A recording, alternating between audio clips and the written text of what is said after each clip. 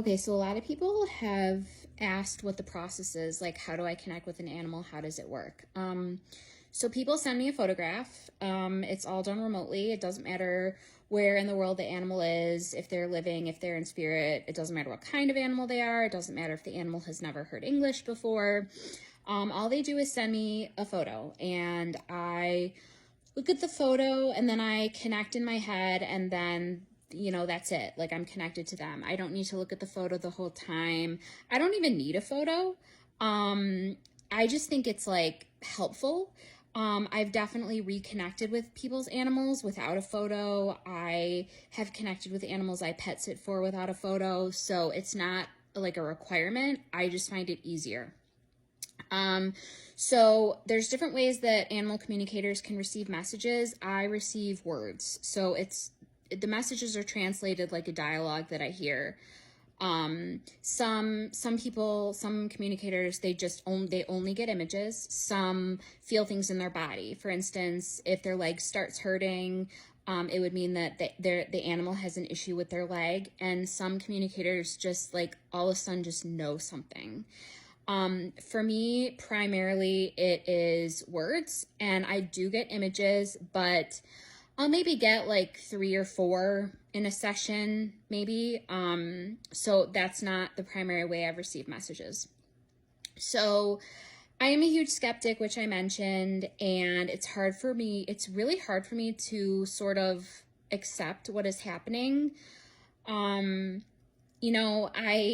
don't know if you guys have heard of the Long Island medium, but I've seen episodes of her show before, and I'm sitting there and I'm like, wow, this is like amazing, but also, did she know this person's name? Did she Google them? What information was available? Was she able to see their Facebook? Like, what was she able to find out?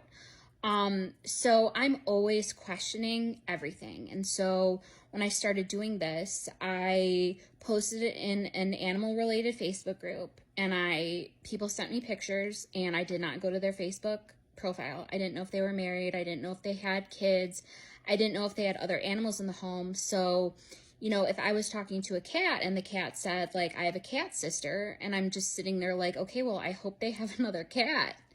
And then I would find out they did. So it was proving it to myself, really, because I'm such a skeptic, and I still am proving it to myself. Like, I'll get messages and I'll think, oh, this is going to be wrong.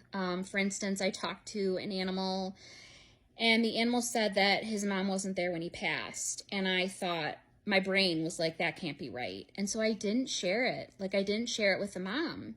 And it turns out she wasn't with the animal when he passed. So, I'm still trying to wrap my head around, what is happening? Like, is this real? How is this happening? It's very weird, and it's hard to wrap my head around. But yeah, I just, that's it. I look at a picture. I will teach workshops eventually, maybe towards the end of the year. I will say it is harder for me, at least, to connect with my own animals in spirit, because I feel like I would know, I feel like I know what they would say. So it's harder for me to sort of believe that it's really them. But with an animal I don't know, it's like, there's no way I could know this. Like, I don't know anything, so there's no way I could know this.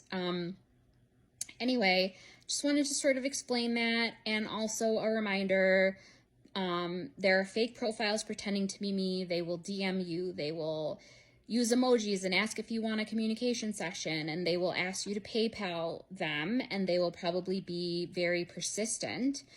I do not do that. I don't do that. Like, I don't have people PayPal me. That's not how this works. So, just wanted to remind you that again, and yeah, that's it.